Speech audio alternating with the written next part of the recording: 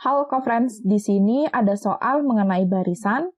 Kita diminta untuk menentukan bentuk umum dari pola dengan menggunakan notasi sigma. Yang pertama untuk soal A, deret dari 1 tambah 3 tambah 5 tambah 7 tambah 9. Dan untuk soal yang B, 1 tambah 4 tambah 9 tambah 16 tambah hingga tambah n kuadrat. Untuk menyatakan deret ke dalam notasi sigma, ada dua langkah yang kita harus lakukan. Yang pertama, kita harus menentukan rumus umum dari suatu pola dari deret tersebut. Kemudian, langkah yang kedua, kita mencari batas atas dan batas bawah dari pola tersebut sehingga dapat ditentukan sigmanya. Yang pertama untuk soal A. Pada soal ini, A-nya atau bilangan awalnya adalah angka 1. Kemudian pada pola deret ini terdapat beda yang sama dari satu angka ke angka yang lain, yaitu beda 2. Pada deret ini terdapat beda, maka deret tersebut merupakan deret aritmatika.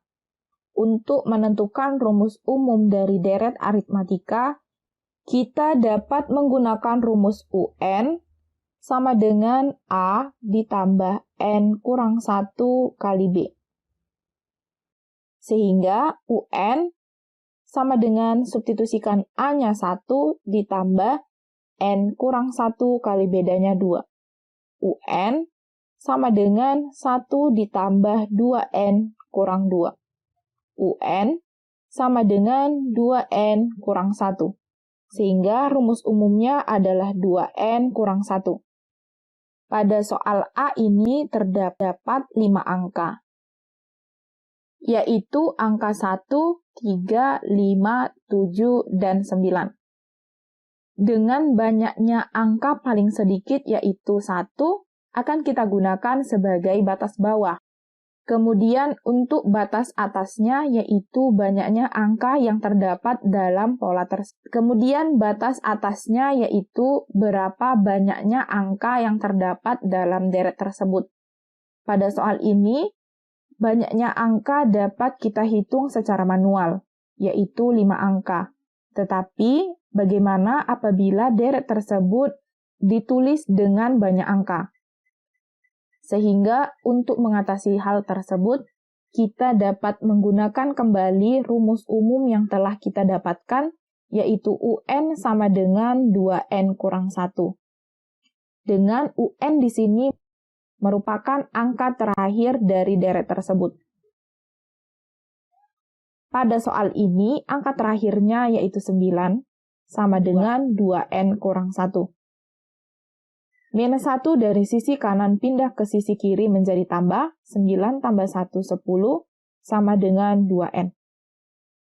Kemudian kedua sisi kita bagi 2N sama dengan 5.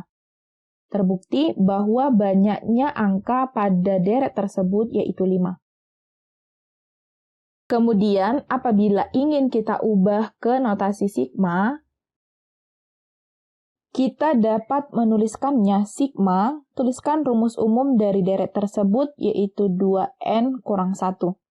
Kemudian batas bawahnya N sama dengan 1 dan batas atasnya 5.